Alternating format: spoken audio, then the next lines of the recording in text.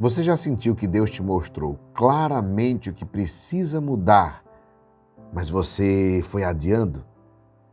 Não é falta de fé não, viu? É outra coisa. Hoje você vai entender por que isso acontece na sua vida. Esta é a 15ª palavra de força e coragem do nosso retiro quaresmal. Palavra poderosíssima. Quando você sabe o que Deus quer, mas evita. Vamos juntos para a palavra de força e coragem? Mas antes eu quero pedir a todo mundo, dá um like no vídeo, teu like fortalece muito, só clicar. Você que não está inscrito, se inscreve no canal, clica no sino, na mensagem todas para não perder nada. Venha na seta de compartilhar, pega esse link, vai lá nos grupos, envia para os amigos, para a família, para o maior número de vidas que você puder alcançar. E vamos juntos para a palavra de força e coragem. Quando você sabe o que Deus quer, mas evita. Lucas capítulo 5, versículos 4 e 5. Avança para águas mais profundas e lança as redes. Simão respondeu: Mestre, trabalhamos a noite inteira e nada apanhamos. Mas, sob a tua palavra, lançarei as redes. Palavra da salvação, glória a vós, Senhor.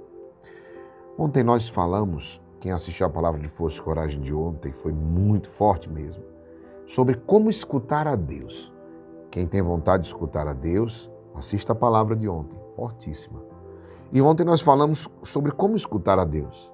Mas existe um momento espiritual muito delicado e talvez você já percebeu o que Deus quer de você. Talvez você já escutou, já tem aquela sensação clara do que Deus quer de você e mesmo assim você está adiando.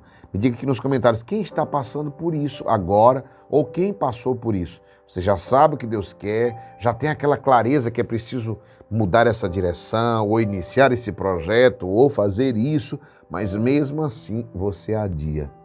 E é interessante porque não é ignorância. É dúvida, Geraldinho? Também não é dúvida. E é o quê? É resistência do coração. Presta atenção nisso que eu vou te dizer. Isso se chama resistência do coração. Pedro sabia pescar e era um bom pescador. Pedro era experiente, ele tinha muita experiência como pescador. E mesmo assim, Jesus pediu algo que não fazia sentido humano para alguém experiente e bom pescador. Presta atenção nisso. A travessia começa quando você para de apenas entender Deus. Porque normalmente nós costumamos fazer e cumprir, quando Deus nos fala, que nós entendemos claramente começo, meio e fim. E muitas vezes, quando Deus for nos promover para a próxima fase, Ele vai dizer só o começo. Vá. E como vai ser? Ele não vai dizer como vai ser, o que vai fazer. Ele só dá a ordem, vá. E é interessante porque quando Jesus pede algo que não faz sentido humano, não é? A travessia começa quando você para de apenas entender e começa a obedecer. Pegou essa palavra? Obediência. E agora nós entramos num ponto realmente decisivo da travessia. Eu diria realmente decisivo. Por quê? Depois de aprender a parar diante de Deus, antes de ontem, escutar a Deus, hoje surge uma experiência muito comum. A pessoa começa a perceber o que Deus quer. Ele começa a ouvir a Deus, mas não quer fazer. Isso é bem comum. Saber o que Deus quer, mas não querer fazer. Não porque a pessoa não ama a Deus, mas é porque normalmente obedecer custa. Guarde essa palavra. Por que a gente tem essa resistência interior? Por que a gente sente que tem que fazer, mas não quer fazer? Porque custa. Obedecer custa. Você fazer uma mudança custa para você. Desaloja. E aqui acontece a verdadeira batalha espiritual da quaresma. Não é mais contra o pecado evidente. Não é. É contra a resistência interior. Olha que coisa forte. A luta não é mais contra o pecado evidente, mas é contra a resistência interior. E aí nós somos muito resistentes. E por isso que muita coisa que deveria acontecer não acontece pela nossa resistência. E aí vem o primeiro ponto. Saber não transforma. Guarde isso. Saber não transforma. Pedro ouviu a ordem de Jesus, Mas ouvir não bastava.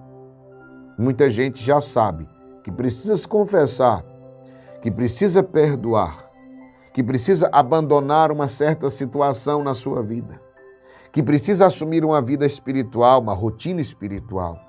Mas o problema não é falta de luz, não é falta de saber, é falta de decisão. Guardou isso? É falta de decisão. A vida espiritual não muda quando você compreende, ela muda quando você responde. Então eu te disse, saber não transforma, não. Saber que eu preciso me confessar não vai transformar a minha vida.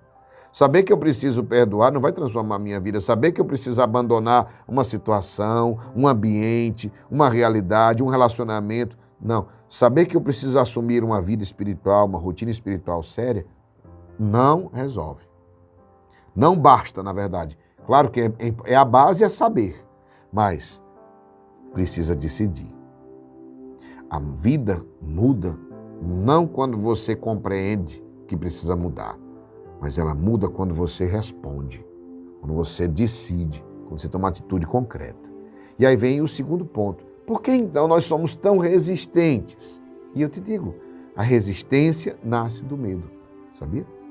A resistência nasce do medo. Por que nós somos tão resistentes? Deus já me disse, deixou claro que eu precisava fazer isso. Por que eu não faço?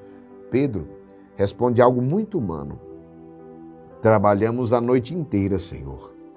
Ou seja, ele está dizendo, Jesus, eu já tentei. Não uma vez, mas eu tentei a noite inteira. E a resistência espiritual quase sempre vem do medo. Medo de quê? Medo de perder. Medo de perder. Medo de se frustrar. E se eu fizer e der errado? E se eu perder isso? E se eu me frustrar? Medo de mudar. Já ouviu uma frase? Tá ruim, mas tá bom. É completamente sem sentido essa frase. Mas eu já ouvi pessoas dizerem, por medo de mudar, dizendo assim, tá ruim, mas é melhor ficar ruim do que mudar. Entendeu? Medo do que vai acontecer depois. E se der errado? E se as pessoas falarem? Ou seja, você não está resistindo a Deus por rebeldia. Não é rebeldia contra Deus. Você está resistindo porque você quer manter o seu controle. E às vezes prefere ficar no pior, controlado, do que ir para o melhor, desconhecido. Isso aqui é muito forte. Mas fé começa quando você entrega o controle. E aqui é o passo de fé. Quando eu entrego o controle a Deus, porque até o controle quando está na minha mão é fácil, mas quando eu entrego um controle a Deus, tudo muda. Meu irmão, minha irmã, vem aqui um terceiro ponto muito forte.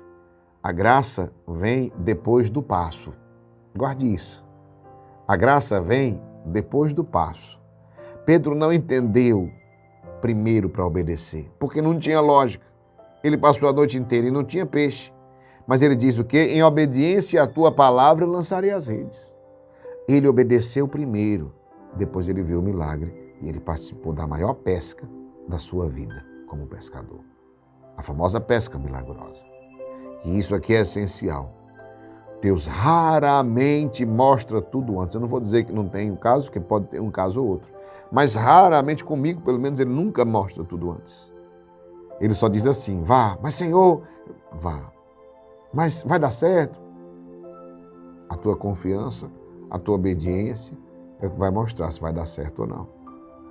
Ele espera de nós confiança, obediência. A travessia não acontece quando você se sente seguro.